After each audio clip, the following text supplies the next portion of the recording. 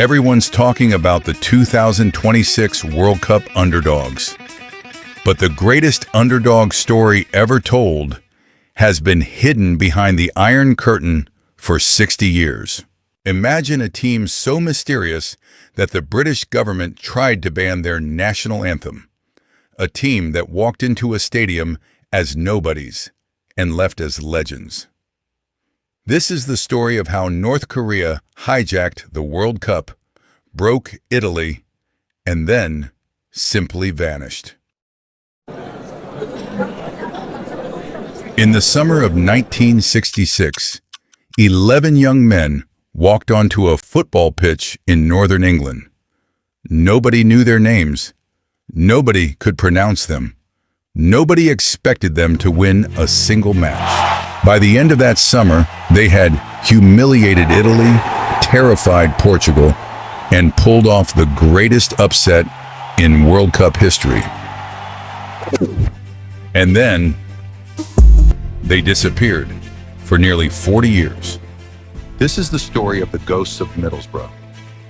What you're about to hear actually happened, and by the end of this video, I promise, you'll never forget their names. Hit subscribe. Trust me, you'll want to be here for this one. The year is 1966. The Cold War is at its peak. The world is divided into two halves, and somewhere in the shadow of that divide, sealed behind the Iron Curtain, sits a country most people had never even seen on a map. North Korea, a nation locked away from the world, mysterious, misunderstood, and, to most of Europe, completely irrelevant. So when North Korea somehow qualified for the 1966 FIFA World Cup in England, the reaction was less exciting underdog story and more. Wait, they have a football team? The British government was so unsure how to handle them, they refused to call them North Korea in official documents. Instead, they referred to them as, and I'm not making this up, the team from the North. Yeah, imagine training your whole life to represent your country, and the host nation refuses to even say your name. They arrived in England in July 1966. 11 young men, quiet eyes, serious faces. Their average height, 5 feet, 5 inches. Their average weight, barely 140 pounds. They were smaller than almost every team in the tournament. Many wondered if they'd even survive a tackle. Their captain, Park Sung-jin, a defender with the heart of a lion. Their goalkeeper, Ri Chan-young, known for impossible saves. Their midfielder, Han Bong-jin, fast as a whisper. And their striker, a quiet little man you need to remember, Park Do-ik. By day, Park Do-ik was an army corporal, but before football called him, his actual job was... Yeah, the man who was about to break Italian hearts? Pulled teeth for a living, but these men weren't just amateurs. They had been training for 2 solid years in isolated camps, locked away from their families, running until they collapsed, eating, breathing, dreaming football. The Koreans were sent to a place called Middlesbrough, a working-class steel town in the north of England. These small, polite, mysterious men with their strict training routines and their formal bows. But then something magical happened. The Koreans visited the local hospitals. They bowed to the elderly. They smiled at the children. They trained with quiet, fierce discipline that the dock workers, men who had spent their lives in factories, instantly respected. A grandmother named Mrs. Murphy baked them scones. A little boy named Tommy brought them flowers. The factory workers cheered their training sessions through the fences. And by the time the tournament began, something extraordinary had happened. The people of Middlesbrough, the steel workers, the dock hands, the grandmothers, had adopted them. These weren't foreign players anymore. They were Middlesbrough's boys. Their first match was against the Soviet Union, one of the most feared teams in world football. Giants, veterans, experienced, brutal. The Koreans, tiny, untested, amateurs. The Koreans played their hearts out. They tackled, they sprinted, they pressed, they never stopped running. But the Soviets were just too strong. Final score, 3-0 to the Soviet Union. The Koreans walked off the pitch with their heads bowed, expecting to be jeered, mocked, booed. Instead, 12,000 fans rose to their feet and applauded, not because they had won, because they had fought. That night, Pak Doo-ik sat alone in his hotel room. He stared out at the lights of Middlesbrough. He thought of Kim Il-sung's orders, 1 or 2 wins. They had 4 days until their next match, 4 days to make history. Their second match was against Chile, a strong South American team. Chile scored first. The Koreans didn't flinch. They pressed. They harried. They refused to lose. The clock ticked toward full time. 88th minute, 2 minutes left. The match was slipping away. And then, Pak Seung-jin, thunderbolt from 25 yards. Goal, 1-1. Middlesbrough lost its mind, but it wasn't enough. To advance, North Korea needed to do the unthinkable. They needed to beat Italy. Italy, 2-time World Cup champions, filled with international superstars, the most respected team in football. The bookmakers gave North Korea 1,000 to 1 odds of winning. Beat Dry Tone. For perspective, you had better odds of getting struck by lightning. Twice. July 19th. 18,000 fans packed the stadium.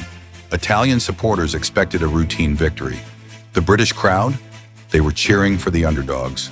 For 40 minutes, the Italians dominated. They passed with elegance. They probed. They were calm, confident, certain of victory. The Koreans defended like demons. They threw their bodies in front of every shot. They refused to surrender a single inch. And then, in the 42nd minute, it happened. An Italian midfielder lost the ball. A Korean foot poked it loose. The ball squirted forward across the grass. A small figure in red picked it up. Pak Doo-ik, the dental technician, the army corporal, the 5'5" striker who had been pulling teeth in a Pyongyang clinic just 2 years earlier. He took one touch, then another. The Italian defenders closed in. He swung his right leg. He took one touch, then another. For one heartbeat, the entire stadium was silent. Then Ayresome Park exploded. 18,000 voices roared as one. The Italians were stunned. For the next 48 minutes, they threw everything they had at the Korean goal. Shots, crosses, corners. The Korean keeper, Ri Chan-myung, made save after impossible save. Final whistle, North Korea 1, Italy 0. The greatest upset in World Cup history. When the Italian team flew home, furious fans pelted them with rotten tomatoes at the airport. The Koreans flew on. Now the world was watching. North Korea had advanced to the quarterfinals. Their next opponent? Portugal, led by the legendary Eusebio, the greatest footballer on the planet not named Pele. Surely now the dream would end. Surely, minute 1, Pak Seung-jin, goal, 1-0 North Korea. Minute 22, Lee Dong-woon, goal, 2-0. Minute 25, Yang Seung-kook, goal, 3-0 to North Korea against Portugal. 3. Neil Eusebio stood frozen in the center of the pitch. Commentators across Europe shouted into their microphones in disbelief. The Koreans were 25 minutes away from the World Cup semifinal. A team of soldiers, dental technicians, and amateurs from a country no one understood was about to do the impossible. But then, Eusebio woke up. 3-1, 3-2, 3-3, 3-4, 5-3. The dream was over. The Koreans walked off with tears streaming down their faces. And then, at Goodison Park in Liverpool, 70,000 fans rose to their feet and gave them a standing ovation that lasted 10 full minutes. The next day, every newspaper in Europe wrote the same line. They lost the match, but they won the heart of every football fan in the world. The Koreans flew home as heroes. And then, they disappeared. For nearly 40 years, no one outside North Korea heard a single word about them. No interviews, no appearances, no follow-ups. They simply vanished from the face of the earth. Rumors spread. Some said they had been sent to prison camps for celebrating too much after beating Italy. Some said they had been executed for losing to Portugal. Then in 2002, 36 years later, A British filmmaker named Daniel Gordon did something no one had ever done. He went to North Korea. He asked the impossible question, could he find them?